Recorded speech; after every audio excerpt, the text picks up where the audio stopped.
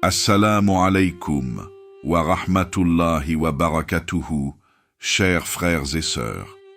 Avez-vous déjà émergé d'un songe troublant, le cœur battant, vous demandant quelle signification lui donner? Ou au contraire, vous êtes-vous réveillé avec une sensation de paix et de joie, après une vision particulièrement belle? L'islam, loin de négliger le monde onirique, nous offre un cadre de compréhension précis et riche pour décrypter ces messages nocturnes. Le Coran et la Sunna nous apprennent que les rêves peuvent provenir de 3 sources distinctes, Allah, Satan ou notre propre imagination. Premier, les rêves divins, Mubashirat.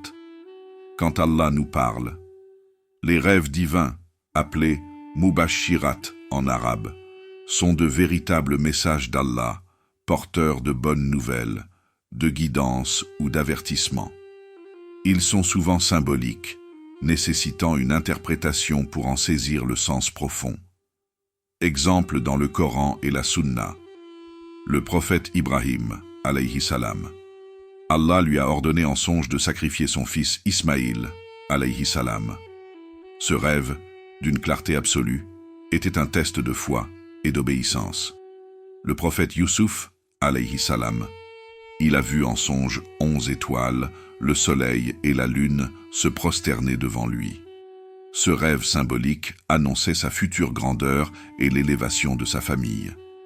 Le prophète Mohammed, sallallahu alayhi wa sallam, avant la conquête de la Mecque, il a rêvé qu'il entrait dans la ville sainte et accomplissait le tawaf autour de la Kaaba. Ce rêve, une vision du futur, s'est réalisé peu de temps après. Les rêves divins ne sont pas réservés aux prophètes. Tout croyant sincère peut en faire l'expérience. Ils se caractérisent par leur clarté et leur cohérence. On s'en souvient facilement au réveil. Leur caractère positif. Ils inspirent la paix, la joie ou la gratitude, même s'ils contiennent un avertissement. Leur symbolisme. Ils utilisent souvent des images et des métaphores pour transmettre un message. 2. Les rêves sataniques, Ulm, illusions et terreurs nocturnes. Les rêves sataniques, appelés Ulm en arabe, sont des cauchemars, des illusions terrifiantes destinées à nous perturber et à nous éloigner d'Allah. Ils n'ont aucun fondement dans la réalité et ne doivent pas être pris au sérieux.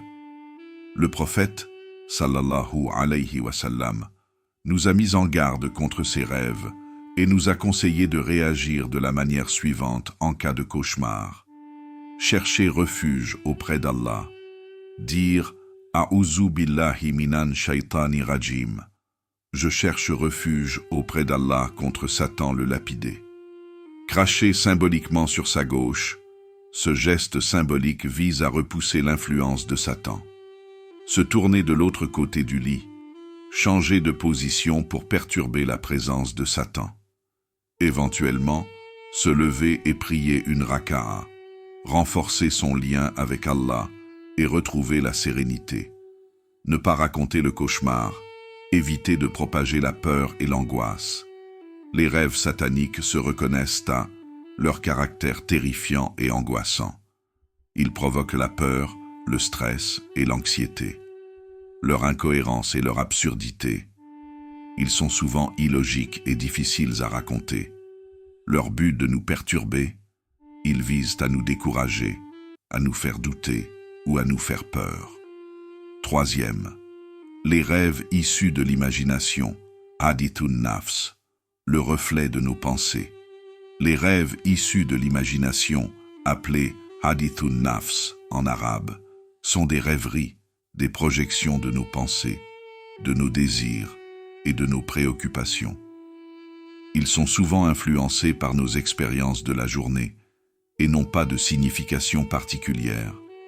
Exemple, rêver de conduire une voiture de luxe après avoir visité un concessionnaire.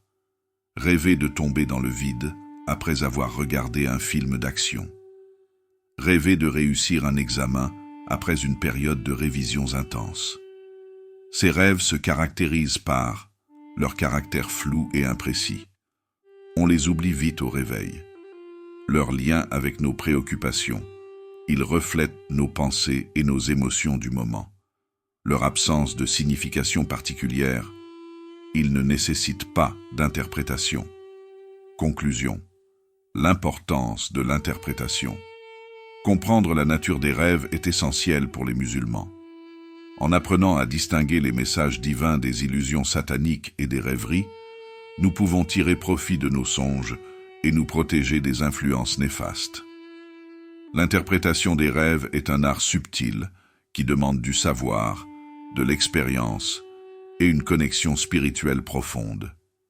Si vous faites un rêve marquant et que vous souhaitez en comprendre le sens, n'hésitez pas à consulter un imam ou une personne qualifiée en interprétation des rêves.